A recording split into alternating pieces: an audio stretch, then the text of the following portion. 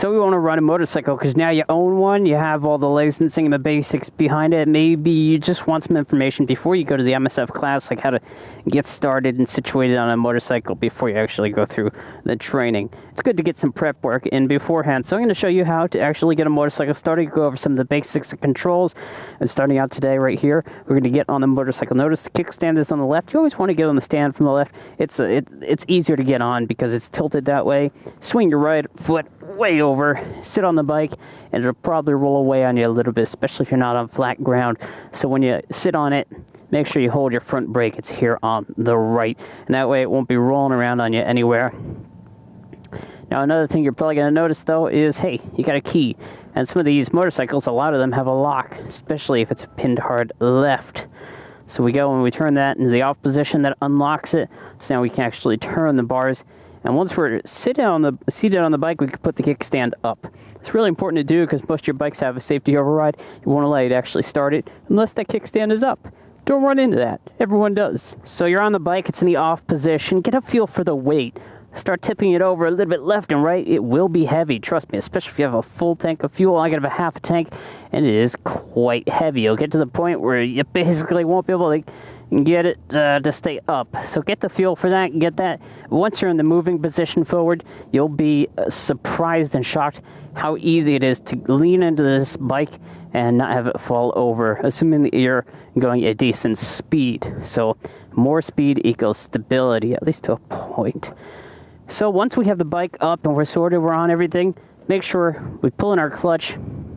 We don't even have to do that. Let's at least turn it on. Make sure everything goes here. This is a Ninja 300, so it's got fuel injection. That means we don't have any choke or anything to mess with. On a 250, you'll usually have a choke that you might need to set up, as well as petcock to shut off the fuel.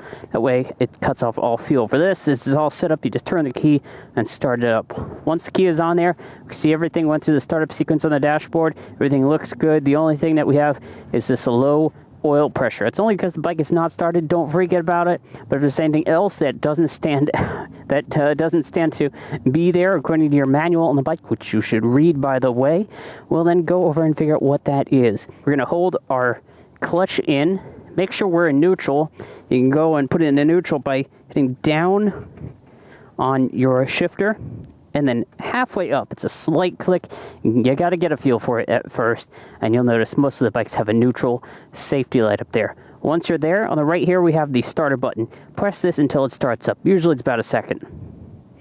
And for me, well, notice it didn't do anything. Oh yes, we forgot the cutoff switch. This is how you're going to kill your engine once it's running. You got to put it in the run position, which is usually down, depending on the bike. There we have it. Make sure you're in neutral once again, and at this point you can put your foot down because you're in neutral and slowly release that clutch. Some people like to have their front brake on as they release this because sometimes the idiot lights and whatnot may not say the truth. Trust me, it happens in cars, it can happen on a motorcycle. So don't expect that means you're actually in neutral. You want to test it, go through your gears. Sometimes the wiring can be a little bit finicky, especially on an older motorcycle. So we have everything going here now. I suppose the next best thing, obviously, once the bike is started, would be to go and check your indicators, especially if you plan on riding. So what I'll normally do is I'll put it on the kickstand, turn your handlebars far left, and let the bike lean over. You want to turn your handlebars left. It makes the bike lean just a little bit more and stabilizes it, and then you can get off by swinging your right leg over the tail. You probably smacked in the tail a few times. Everyone does. Don't worry about it. So we're going to put on left indicator. It's this little switch here. We can go left as this one is going. That one's going. Press in to stop it and go from the right. This one's going here on the back. This one's going here on the front. Check your high beams. On the Ninja 300 we have the passing light, but also have the switch up here.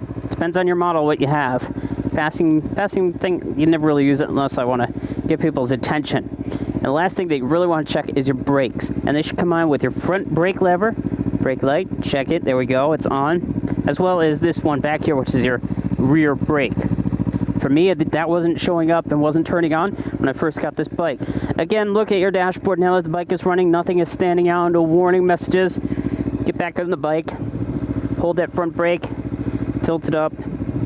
Remember that kickstand. If you forget the kickstand, you throw it into gear, it's just going to shut off on you. That is how you start the motorcycle, and that's going to pretty much end this episode. If you guys have any questions at all, let me know. Get a feel for your bike, learn the bike, go over the user manual, and get very familiar with the controls before you start rolling. In the next episode, I'm going to show you how to get into first gear. We're going to start rolling. We're going to talk about the friction zone and all that. But if you guys enjoyed this video, give Sonic Moto a fist bump to that thumbs up button. And if you want more videos like this, or you're looking forward to more, hit that subscribe button.